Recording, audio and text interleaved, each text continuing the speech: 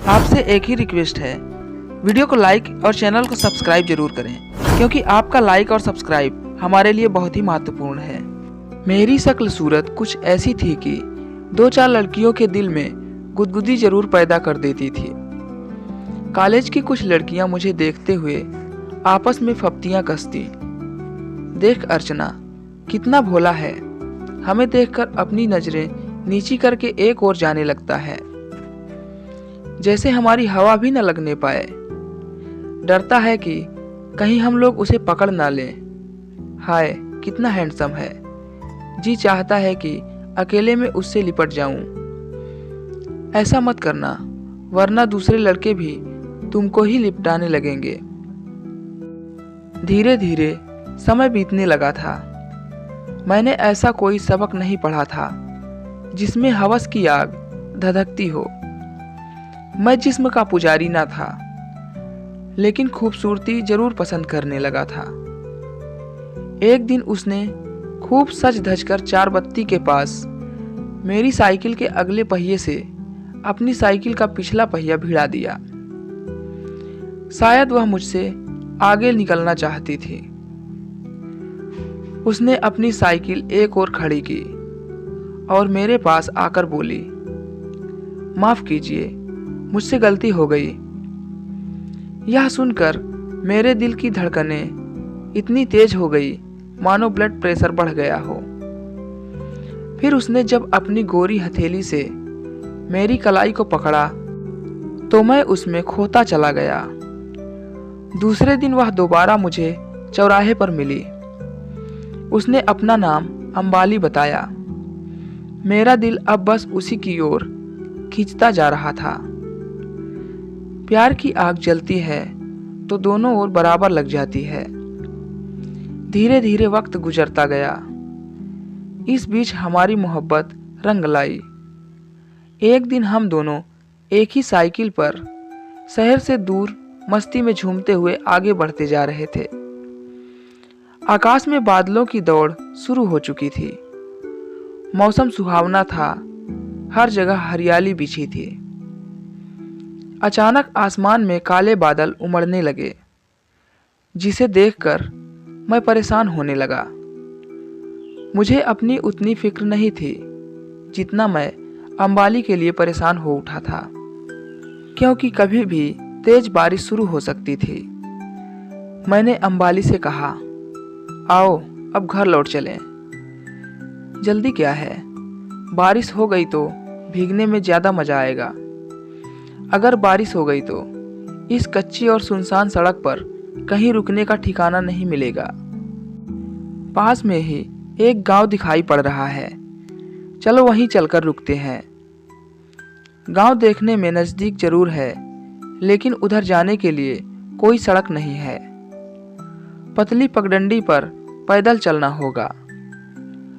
अब तो जो परेशानियां सामने आएंगी बर्दाश्त करना ही पड़ेगा, अंबाली ने हंसते हुए कहा।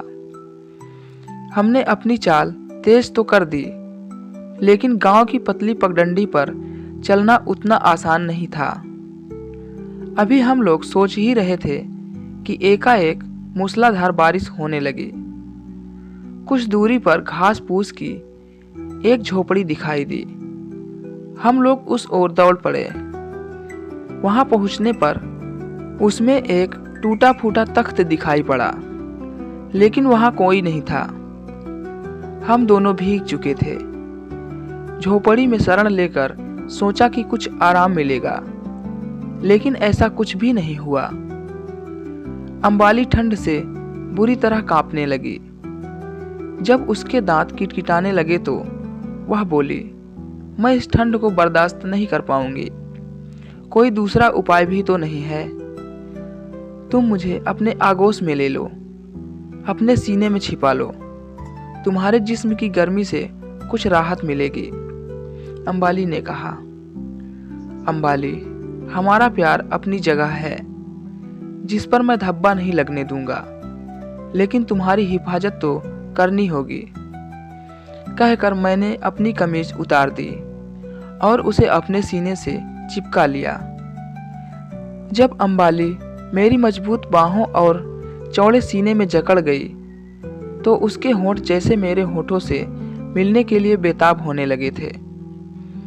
मैंने उसके पीछे अपनी दोनों हथेलियों को एक दूसरे पर रगड़कर गर्म किया और उसकी पीठ सहलाने लगा ताकि उसका पूरा बदन गर्मी महसूस करे। तब मुझे ऐसा लगा जैसे गुलाब की कोमल पंखुड़ियों पर ओस गिरी हो। मेरी उंगलियां फिसलने लगी थी। आधे घंटे के बाद बारिश कम होने लगी थी। अंबाली मेरी बाहों में पूरी तरह नींद के आगोश में जा चुकी थी। मैंने उसे जगाना ठीक नहीं समझा।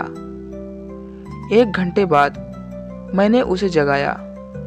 तब तक बारिश बंद हो चुकी थी। अंबाली ने अलग होकर अपने कुर्ते की चेन चढ़ाई और मुस्कुराते हुए पूछा, तुमने मेरे साथ कोई शैतानी तो नहीं की? मैं हंसा और बोला, हाँ, मैंने तुम्हारे होठों पर पड़ी बारिश की बूंदों को चूम कर सुखा दिया था। धत, थोड़ा रुककर वह कहने लगी, तुम्हारा सहारा पाकर मुझे नई जिंदगी मिली। ऐसा मन हो रहा था कि जिंदगी भर इसी तरह तुम्हारे सीने से लगी रहूं। हमारा प्यार अभी बड़ी नाजुक हालत में है। अगर हमारे प्यार की जरा सी भी भनक किसी के कान में पड़ गई तो हमारी मोहब्बत खतरे में पड़ जाएगी और हमारी जिंदगी भी दूभर हो जाएगी। मैंने कहा, जानते हो, मैं तुम्हारे आगोश में सुध बुध भूल कर सपनों की दुनिया में पहुंच गई थी। मेरी शादी धूमधाम से तुम्हारे साथ हुई और विदाई के बाद मैं तुम्हारे घर पहुंची। वहां भी खूब सजावट थी। रात हुई, मुझे फूलों से सजे हुए कमरे में पलंग पर बैठा दिया गया। तुम अंदर आए, दरवाजा बंद किया और मेरे पास बैठे। हम दोनों ने वह पूरी रात बातें करते हुए और प्यार करने में गुजार दी। इतना कहकर वह खामोश हो गई। फिर क्या हुआ? मैंने पूछा। हवा का एक बवंडर आया और मेरा सपना टूट गया। मैंने महसूस किया कि मैं तुम्हारी बाहों में हूं। मेरा जिस्म तुम्हारे सीने में समाया था। इतना कहते कहते वह मुझसे चिपक गई। अंबाली, बारिश बंद हो चुकी है। अंधेरा घिरने लगा है।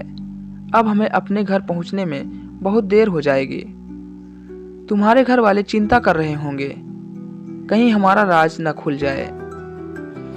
तुम ठीक कहते हो, हमें चलना ही होगा। कुछ दिन कई वजहों से हम दोनों नहीं मिल सके, लेकिन एक शाम अंबाली मेरे पास सहमी हुई आई। मैंने उसके चेहरे को देखते हुए पूछा, आज तुम बहुत उदास हो? आज मेरा मन बहुत भारी है। मैं तुम्हारे बिना कैसे जी सकूंगी? कहीं मैं खुदकुशी ना कर बैठूं, क्योंकि उसके सिवा कोई रास्ता नहीं सूझता। कहकर अंबाली रो पड़ी। ऐसा क्या हुआ? मेरे घर वालों को हमारे प्यार के बारे में मालूम हो गया। अब मेरी शादी तय हो चुकी है। लड़का पढ़ा लिखा रईस घराने का है। अगले महीने की तारीख भी तय कर ली गई है। अब मुझे बाहर निकलने की इजाजत भी नहीं मिलेगी। अंबाली रोते हुए बोली, तुम्हारे घर वाले जो कर रहे हैं वह तुम्हारे भविष्य के लिए ठीक होगा। मेरा तुम्हारा कोई मुकाबला नहीं। उनके अरमानों पर जुल्म मत करना। हमारा प्यार आज तक पवित्र है, जिसमें कोई दाग नहीं लगा। समझ लो कि हम दोनों ने कोई सपना देखा था। यह कैसे होगा? अपने आप को एडजस्ट करना ही पड़ेगा। मेरे लिए कई रिश्ते आए, पर मैंने किसी को पसंद नहीं किया। उसके बाद मैं तुम्हें अपना दिल दे बैठी। अब तुम मुझे भूल जाने के लिए कहते हो। मैं तुम्हें बेहद प्यार करती हूँ। मेरा प्यार मत छीनो। मैं तुम्हें भुला नहीं पाऊंगी। क्या तुम मुझे तड़पते देखते रहोगे? मैं तुम्हें हर कीमत पर हासिल करना चाहूंगी। कुछ दिन हम लोग अपना दुखी मन लेकर समय बिताते रहे। किसी काम को करने की इच्छा नहीं होती थी। अंबाली की मां से उसकी हालत देखी नहीं गई। वह इकलौती लाडली थी। उन्होंने अपने पति को बहुत समझाया। अंबाली के पिता ने एक दिन हमारे यहाँ संदेश भेजा, आप लोग किसी दूसरे किराए के मकान में दूर चले जाइए। ताकि दोनों लड़के लड़की का भविष्य खराब ना हो। हमें दूसरे मकान में शिफ्ट होना पड़ा। 3 महीने तक हम एक दूसरे से नहीं मिले। चौथे महीने अंबाली के पिता मेरे पिता से मिलने आए और साथ में मिठाई भी लाए थे। बाद में उन्होंने कहा, रिश्ता वहीं होगा जहां अंबाली चाहेगी, इसलिए 2 साल में उसकी पढ़ाई पूरी हो जाने पर विचार होगा। आप लोग दूर चले आए, हम दोनों की इज्जत नीलाम होने से बच गई, वरना ये आजकल के लड़के लड़की माँ बाप की नाक कटा देते हैं। मगर पिता ने उनकी बातों को सुना और हंसकर टाल दिया। 1 साल बीत जाने पर मेरा चुनाव एक सरकारी पद पर हो गया और मेरी बहाली दूसरे शहर में हो गई। मेरी शादी के रिश्ते आने लगे और मैं बहाने बनाकर टालता रहा। आखिर मेरे पिता ने झुंझला कर कहा, अब हम लोग खुद लड़की देखेंगे, क्योंकि तुम्हें कोई लड़की पसंद नहीं आती। अगर तुमने हमारी पसंद को ठुकरा दिया तो हम लोग तुम्हें अकेला छोड़कर चले जाएंगे। मुझे उनके सामने झुकना पड़ा और कहा, आप लोग जैसा ठीक समझें वैसा करें, मुझे कोई ऐतराज नहीं होगा। शादी की जोर शोर से तैयारियां होने लगी, लेकिन मुझे कोई दिलचस्पी न थी। बारात धूमधाम से एक बड़े होटल में घुसी, जहां बताया गया कि लड़की के पिता बीमार होने के चलते द्वार 4 पर नहीं पहुंच सके। उनके भाई बारात का स्वागत करेंगे। लड़की को लाल घाघरा चोली में सजाकर स्टेज तक लाया गया, पर उसके चेहरे से आंचल नहीं हटाया गया था। लड़की ने मेरे गले में जयमाल डाली और मैं उसके गले में। तब लोग शोर करने लगे, अब तो लड़की का घूंघट खोल दिया जाए ताकि लोग उसकी खूबसूरती देख सकें। लड़की का घूंघट हटाया गया, जिसे देखकर मैं हैरान रह गया। उसकी आंखों से आंसू बह रहे थे, मानो उसे जबरदस्ती बांधा गया था। मैंने एक उंगली से उसकी ठुड्डी को ऊपर किया। उसकी नजरें मुझसे टकराई तो वह बेहोश होते होते बची। सुहाग रात में अंबाली ने मेरे आगोश में समाकर अपनी खुशी का इजहार किया। उसका प्यार जिंदा रह गया। मैंने उसके गुलाबी गाल पर अपने होंठ रखकर प्यार से कहा, अंबाली, तुम्हारे गालों पर अभी तक बारिश की बूंदें मोतियों जैसी चमक रही हैं। थोड़ा मुझे अपने होठों से चूम लेने दो। यह सुनकर अंबाली खिलखिलाकर हंस पड़ी, जैसे वह कली से फूल बन गई हो। दोस्तों, यह खास और मज़ेदार कहानी आपको कैसी लगी, हमें कमेंट करके ज़रूर बताएं। दोस्तों, वीडियो अच्छा लगा तो वीडियो को लाइक शेयर ज़रूर करें और चैनल पर नए हैं तो चैनल को सब्सक्राइब ज़रूर करें। कहानी लास्ट तक सुनने के लिए धन्यवाद।